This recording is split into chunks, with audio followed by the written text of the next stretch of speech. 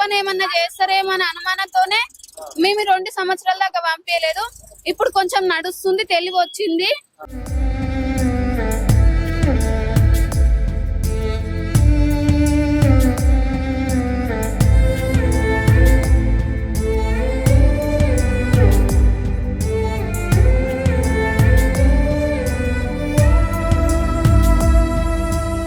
యాదాద్రి భువనగిరి జిల్లా భువనగిరి మండలం అన్నాపూర్ గ్రామంలో విషయాలు చాలా అనుకున్నాయి.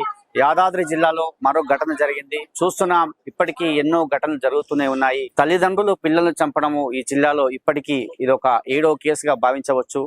ఈ రోజు అన్నాపూర్ లో 2 సంవత్సరాల నిత్యశ్రీని తండ్రి చంపాడని చెప్పి ఇక్కడ అభియోగం అయితే వచ్చినటువంటి సందర్భము.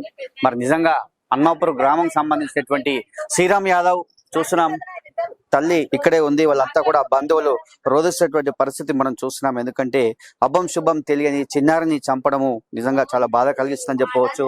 వారి బంధువులంతా కూడా రోధిస్తున్నటువంటి పరిస్థితి. ఎందుకంటే కుటుంబీకులు ఆరోపిస్తున్నారు, మరి వారి యొక్క చిన్న పాప వాళ్ళ తండ్రి కాదు, మరి వాళ్ళ యొక్క బంధువులు అంటే వారి యొక్క పెద్దనాన్న వాళ్ళే చంపారని చెప్పి వాళ్ళు కూడా చెప్పినటువంటి సందర్భము.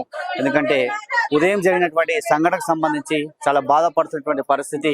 ఎందుకంటే హయత్ నగర్ చెందినటువంటి అమ్మాయి తరపు బంధువులంతా కూడా ఇక్కడికే రావడం జరిగింది. అన్నాపూర్ చెందినటువంటి శ్రీరామ్ యాదవ్ మరి ఇండస్ట్రీకి సంబంధించి తల్లిదండ్రులు ఇద్దరు కూడా మాటలు రానటువంటి పరిస్థితి. తల్లి రోధిస్తున్నటువంటి తీరు అందరినీ కూడా కంటతడి పెట్టిస్తుంది. ఒకసారి చూస్తున్నాం, చాలా బాధతో ఉన్నది. ఎందుకంటే నిన్న మొన్నటి వరకు తన చేతుల దగ్గర ఉన్నటువంటి పాపను ఈ రోజు చూడలేకుండా పోయింది. ఎందుకంటే చనిపోవడం అయితే బాధ కలిసిందని చెప్పవచ్చు. మరి నిజంగా ఈ సంఘటన మాత్రం దురదృష్టమైనటువంటి సంఘటన. జిల్లాలో ఎన్నో ఘటనలు జరుగుతూనే ఉన్నాయి. మరి ఇలా తల్లులు తండ్రులు ఇట్లా పిల్లల్ని చంపడం అయితే ఒక ఆనవాయితీగా మారినటువంటి పరిస్థితి. ఇప్పటికీ దాదాపు ఈ 2 నెలల వ్యవధిలోనే 7 కేసులు నమోదైనటువంటి పరిస్థితి. మరి అన్నాపూర్ లో కూడా విషయాచాలనుకున్నాయి. ఎందుకంటే అభం శుభం తెలియని నిత్యశ్రీని చంపడం అయితే చాలా బాధ కలిగే విషయము. బంధువులంతా రోధిస్తున్నారు. ఒకసారి మరి మాట్లాడదాం. ఎందుకంటే తల్లికి మాటలు రానటువంటి పరిస్థితి. మరి ఆ తల్లికి మాటలు రావు, ఓన్లీ సైగలతోటే ఆమె చెప్తున్నటువంటి విషయము.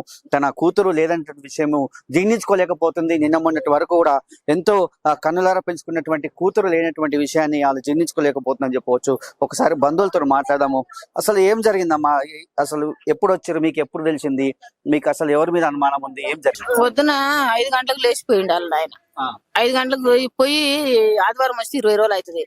మా ఇంటికాడనే ఉండే 2 సంవత్సరాలు. తాత తాత తాత అంటుంది. అయితే ఫస్ట్ పండుగ అవతల ఉగాది అవతల 10 రోజులు ఉంది.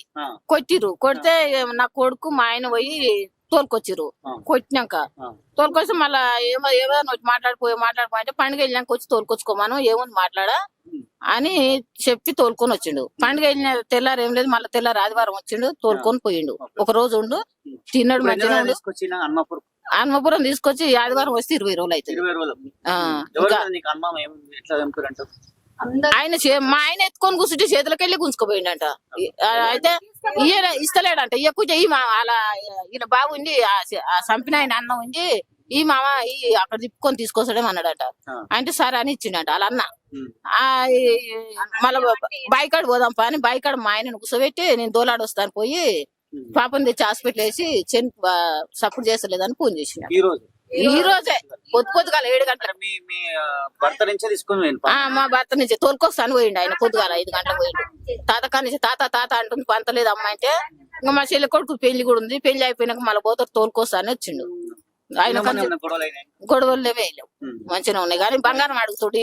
చేతులకు బాస్కెట్ కావాలి, చైన్ కావాలంటే మేము అప్పుడు ఒప్పుకోలేము. మేము ఇక బంగారం పెట్టి ఆగం చేసుకుంటా అని ప్లాట్ ఇచ్చిన. 460 గజాల ప్లాట్ రిజిస్ట్రేషన్ చేసినాం. ఇక బంగారం మేము 7 తులాలు ఏం పెట్టాం.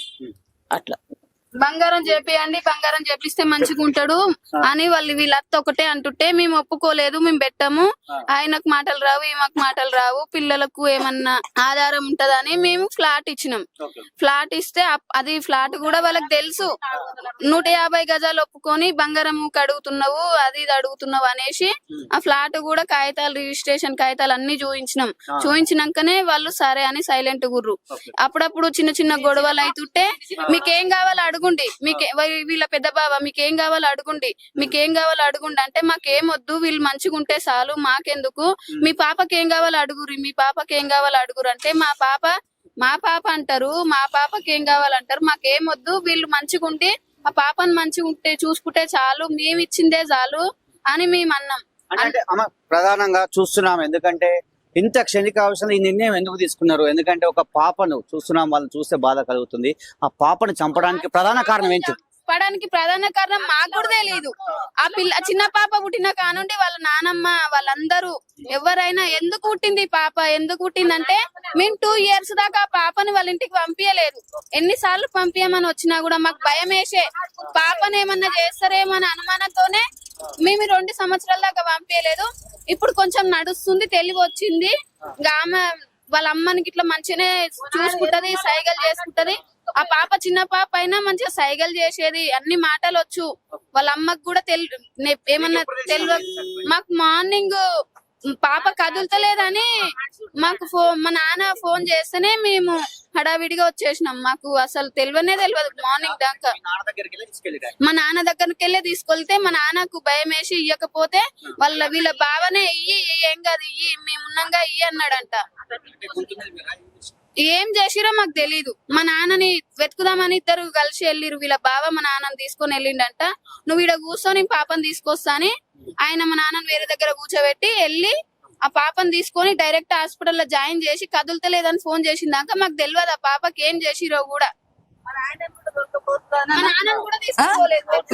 తాత ఉన్నాడు కదా, తాతను కూడా తోలుకపోవచ్చు. మరి హాస్పిటల్ పోయి హాస్పిటల్ వేసి మరి ఈయన ఫోన్ చేసుకో కరెక్ట్ కాదు కదా. వాళ్ళకి తెలవాలి న్యాయం.